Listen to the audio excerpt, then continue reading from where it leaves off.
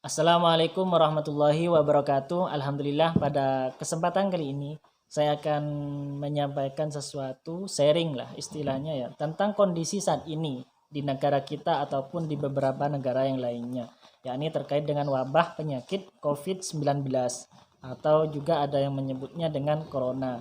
Jadi terkait dengan penyakit wabah ini teman-teman ya, saya mencoba untuk menyikapi dalam beberapa perspektif. Pertama, misalkan dalam perspektif adab. Yang kedua, juga ada bisa kita lihat dari perspektif fikih. Kemudian bisa juga dilihat dari perspektif akidah tauhid. Teman-teman ya, ada nih yang barangkali bilang ya juga mengatakan ngapain kita takut ke corona? Kita tuh sebagai orang yang beriman takutnya itu hanya kepada Allah. Ya benar teman-teman ya, tidak salah. Itu mungkin dari perspektif perspektif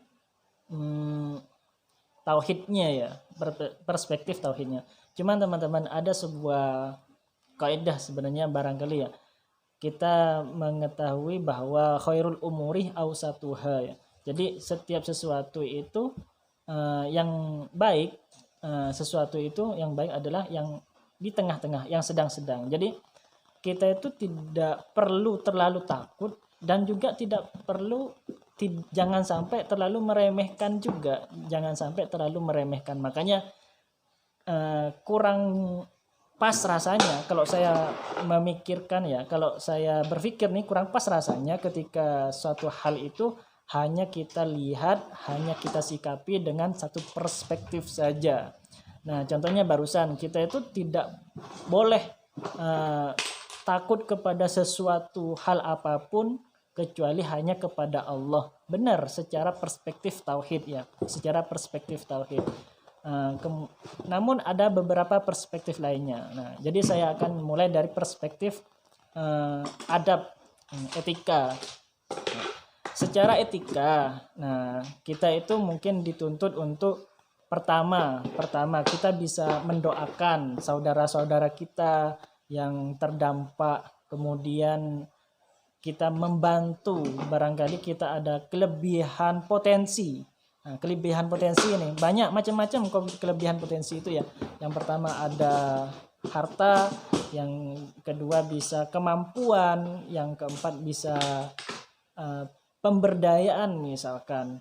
Banyak potensinya. Misalkan teman-teman ya yang punya kelebihan harta bisa didonasikan, yang punya potensi bisa mengedukasi ya, bisa mengedukasi teman-teman, tetangga, saudara seperti itu. Menyampaikan apa sih corona itu dan bagaimana cara kita menghadapinya. Jadi itulah teman-teman ya, dalam perspektif ada kita bisa mendoakan, bisa membantu kepada yang terdampak, baik membantunya kan tidak hanya kepada yang terpapar, yang terdampak itu bukan hanya yang terpapar ya, bisa jadi kepada orang yang aktivitasnya menjadi terganggu, istilahnya seperti itu. Contoh misalkan orang yang mencari penghasilan harus keluar rumah. Kalau teman-teman mungkin yang kerja di kantoran atau barangkali seperti saya sudah memang apa istilahnya kaum rebahan, kerjanya memang rebahan aja seperti itu di rumah ya, sepertinya kurang terlalu terdampak ya, tidak terlalu kerasa dampaknya. Tapi berbeda sekali dengan saudara-saudara kita, teman-teman kita barangkali yang ada jualan sate harus keliling pakai gerobak, jualan bakso, kemudian jualan somai mungkin ya, itu akan sangat terdampak karena mereka kan jalannya keliling tuh ya, keliling atau di pinggir jalan tuh misalkan, dan orang-orang pembelinya banyak yang tidak keluar dari rumah seperti itu. Jadi hal-hal yang seperti itu tuh dalam perspektif adab kita bisa bisa membantu. Kemudian yang terakhir juga mungkin tidak menertawakan. Barangkali nih karena di daerah kita barangkali aman tuh, di daerah kita aman, kondusif. Kemudian kita mendengar pemberitaan di daerah yang lainnya. Kemudian malah kita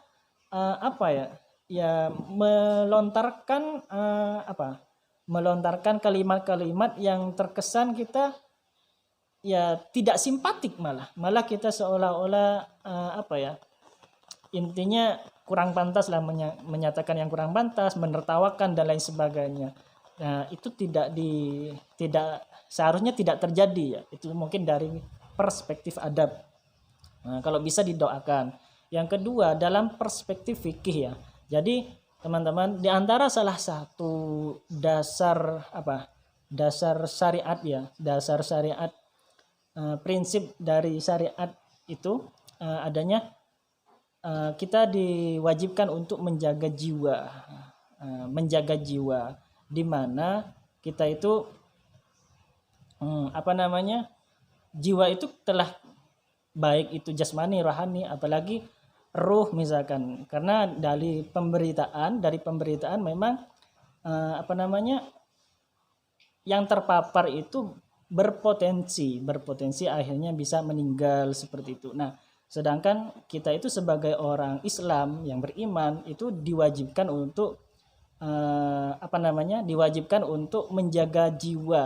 Nah, jangankan yang sampai di lapangan terjadi seperti itu sampai meninggal itu. Nah, kita sakit misal luka tidak bisa nyentuh air, ketika mau wudu itu kita diperbolehkan pakai tayamum. Kemudian bagi orang yang sakit kita diperbolehkan tidak puasa Ramadan. Diperbolehkan nanti puasa di luar bulan Ramadan, seperti itu ya. Saking karena Islam itu sangat menghargai jiwa dari umat manusia, terlebih kita sebagai orang Islam yang beriman. Jadi itu sih dalam perspektif fikihnya ya. Jadi ketika misalkan tadi di awal saya katakan ngapain takut ke corona, kita itu sebagai orang yang beriman harusnya takut hanya kepada Allah, dan itu benar, tidak keliru. Cuman dari perspektif lainnya kita juga dituntut juga agar menjaga keselamatan jiwa, baik jiwa kita ataupun jiwa orang lain. Karena dari kabar yang beredar bahwa virus corona COVID-19 ini masa inkubasinya itu sekitar 14 hari. Jadi sejak mulai terinfeksi sampai ada gejala pertama, bisa pusing, meriang, karena pada dasarnya kan hampir mirip dengan flu ya. Riang itu 14 hari kemudian. Jadi meskipun kita dalam kondisi sehat, seger, itu bukan berarti, belum pasti kita itu negatif.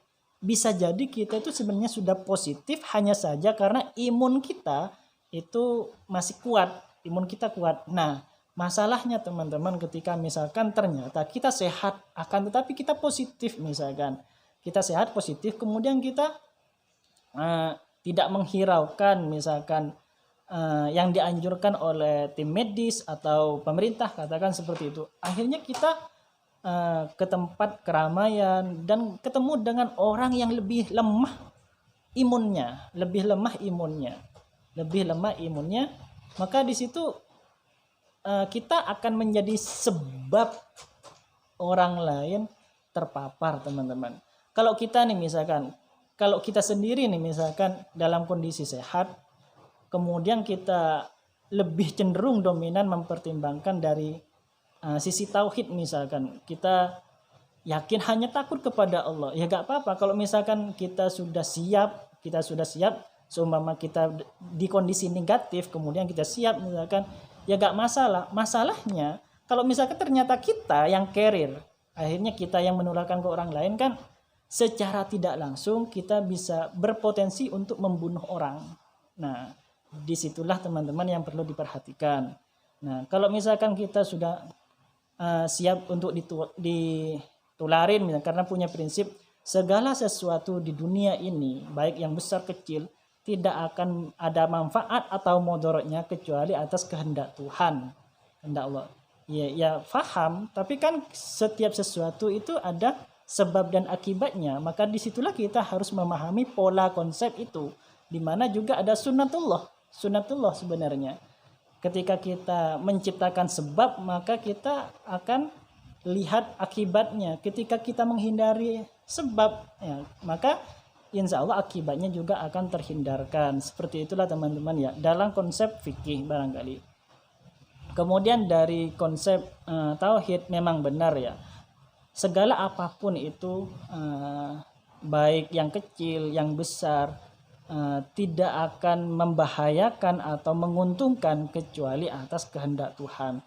Kemudian teman-teman ya, sebagaimana yang telah difirmankan Allah, ma khalaqta hadza batila. Jadi setiap sesuatu apapun itu yang kita rasakan menyenangkan atau sebaliknya, yang kita rasakan nikmat atau sebaliknya, itu sebenarnya gak ada yang sia-sia, gak ada yang mudarat sebenarnya, yang gak ada yang mudarat. Semuanya itu ada manfaatnya. Sampai nih terkait dengan adanya COVID-19 ada manfaatnya, adanya corona ada manfaatnya. Hanya saja karena mungkin dampaknya itu menjadi tidak menyenangkan, orang-orang mengira itu adalah suatu hal yang mudarat, padahal sebenarnya belum tentu. Bisa jadi tidak menyenangkannya itu adalah malah sebenarnya manfaat bagi kita. Contoh misalkan kita akan menjadi lebih peduli kepada kesehatan, lebih sadar terhadap kebersihan misalkan. Di antaranya seperti itu teman-teman ya. Jadi mungkin itu saja ya yang bisa saya sampaikan terkait dengan situasi adanya virus COVID-19. Kalau pandangan saya ini ya kurang pas lah, kurang bisa diterima oleh saya pribadi ya. Entah kalau teman-teman ya, saya kurang paham. Kalau saya pribadi kurang bisa menerima apabila situasi seperti ini hanya bisa dilihat dalam satu perspektif tauhid misalkan. Perspektif tauhid aja tanpa menghiraukan adab, kemudian tanpa menghiraukan tanpa menghiraukan fikih seumpama. Kemudian aspek-aspek lainnya yang ini kan dalam konsep kita punya keyakinan sebagai umat beragama. Lain halnya dalam konsep kemanusiaan, dalam konsep kewarganegaraan misalkan, itu masih sangat panjang. Jadi teman-teman ya, kalau ada nih ya di daerah teman-teman nih yang masih kondusif, alhamdulillah, kita syukuri ya, semoga saja tidak sampai terjadi ya, tapi jangan sampai kita itu mengatakan suatu hal yang kurang enak didengar bagi teman-teman saudara-saudara kita yang terdampak atau yang sudah terpapar. Karena bisa jadi nih, nah dari kasus yang ditemukan itu kan rata-rata di Jakarta tuh ya, di daerah kita tidak ditemukan kasus itu bukan berarti sudah pasti negatif. Bisa jadi karena di daerah kita tidak ada peralatannya sehingga tidak bisa dites, sehingga juga tidak diketahui. Itu yang pertama, tidak ada peralatannya. Kemudian tidak ada SDM-nya, sumber daya manusianya, tidak ada dokter yang bisa memeriksa untuk menyatakan, untuk membuktikan bahwa positif atau negatif. Jadi di daerah teman-teman yang barangkali tidak ada kasus, belum terpapar, itu belum tentu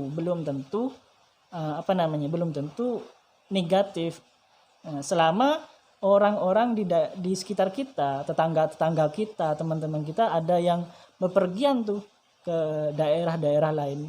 Jadi ya mari kita saling mendoakan, saling mensupport agar bangsa kita ini segera bisa lepas dari adanya cengkraman wabah ini. Karena kita tahu juga memikirkan negara itu adalah sebagian dari iman katanya. Bulwaton minal iman. Jadi semoga aja apapun itu kontribusi positif kita, semoga itu akan menjadi amal ibadah bagi diri kita masing-masing. Itulah mungkin yang bisa saya sampaikan teman-teman ya. Semoga ada manfaatnya, dan apabila memang ternyata yang saya sampaikan ini hanya omong kosong, tolong diabaikan ya, dan saya mohon maaf sebesar-besarnya. Akhirnya dari saya, Assalamualaikum warahmatullahi wabarakatuh.